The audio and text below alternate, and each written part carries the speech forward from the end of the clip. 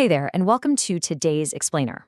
I am absolutely thrilled you're tuning in today because we're tackling something huge, the living confession of Christ in daily life.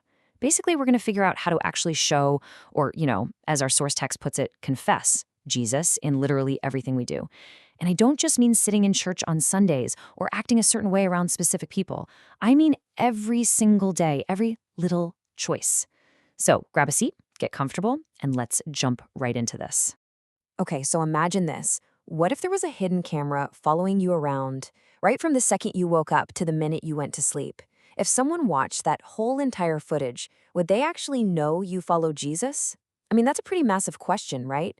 Our source asks if there is a distinct line of demarcation, which is just a fancy way of saying a bold, clear boundary line between you and the rest of the world.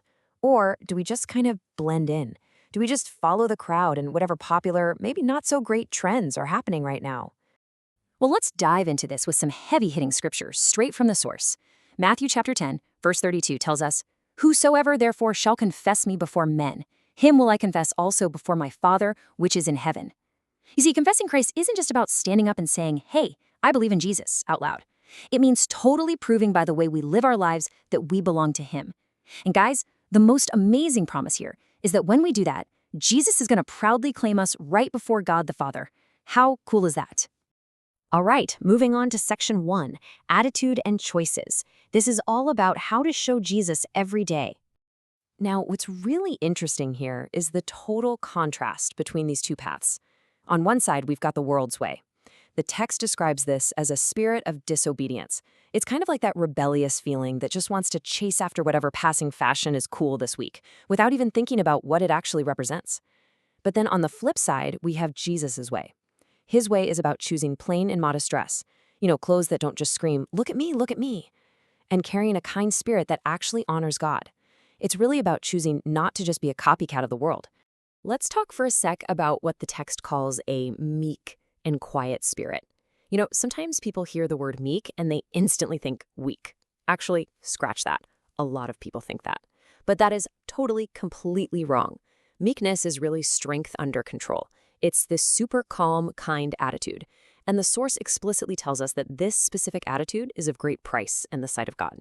So basically, this calm and kind heart, that is your absolute best, most valuable accessory. It is way, way more important than stressing over having the fancy sneakers or the trendiest jacket.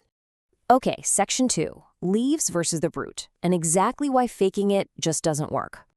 To really get this, we've got to look at our natural inclinations. That's just a kind of fancy way of talking about what our heart naturally wants to do. And let's be honest, usually our natural heart just wants to do things our own way instead of God's way. The source makes it crystal clear that following Christ cuts right across those natural inclinations. It totally goes against the grain. This means you literally have to have a strong conscience of your own. You can't just blindly follow the fashion rules or just do whatever your friends are doing. You have to step up and actively choose God's way. The author actually gives us this really brilliant, kind of funny picture here. Just imagine you have this giant, super annoying weed in your backyard. If you walk up with a pair of tiny little craft scissors and just snip off the leaves, the foliage, is the weed gonna die? No way! It's the exact same thing with us. Just taking off your flashy outward clothes without actually letting God change your heart on the inside is exactly like snipping the leaves off a tree. Because your natural inclinations, those deep roots, are still down there in the dirt. And they are going to grow those bad habits and desires right back in no time.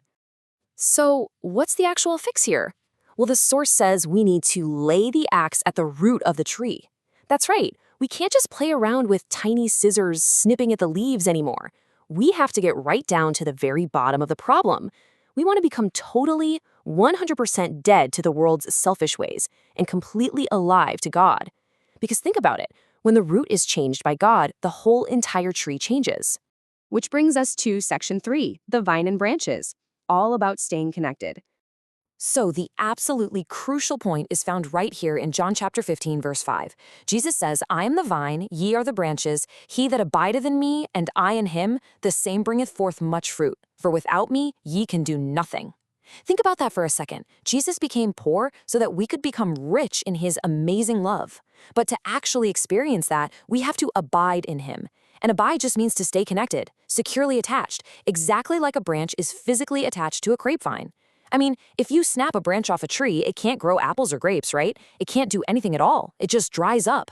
We need Jesus just as much as that branch needs the vine, for sure. Okay, so how do we actually stay attached to that vine in real life? The source gives us an exact, super helpful 3-step sequence to make sure our lives are totally hidden with Christ so we can bear tons of good fruit. Step 1, come close to Christ. Actually spend time with him. Step 2, keep your eye fixed upon him. Seriously, don't get distracted by what everyone else around you is doing. And step 3, with true humility of mind, seek a nearness to God. It takes a really humble heart to just stop and admit, hey, I can't do this on my own. And finally, section 4, staying connected every day. Let's bring this whole thing together.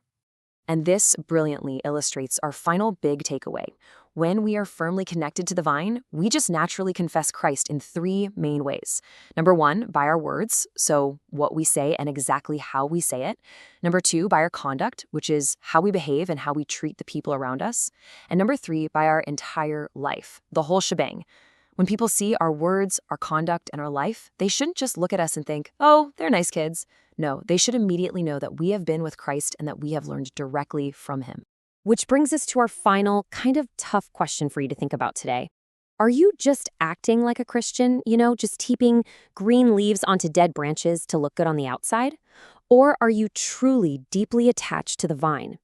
Remember, genuine fruit only grows when you are connected to Jesus from the inside out. So as you go about your week, think about your daily choices. Are they just superficial leaves, or are they true life-giving fruit? Thank you so much for hanging out with me for this explainer. Keep your eyes fixed on him, and I will see you next time.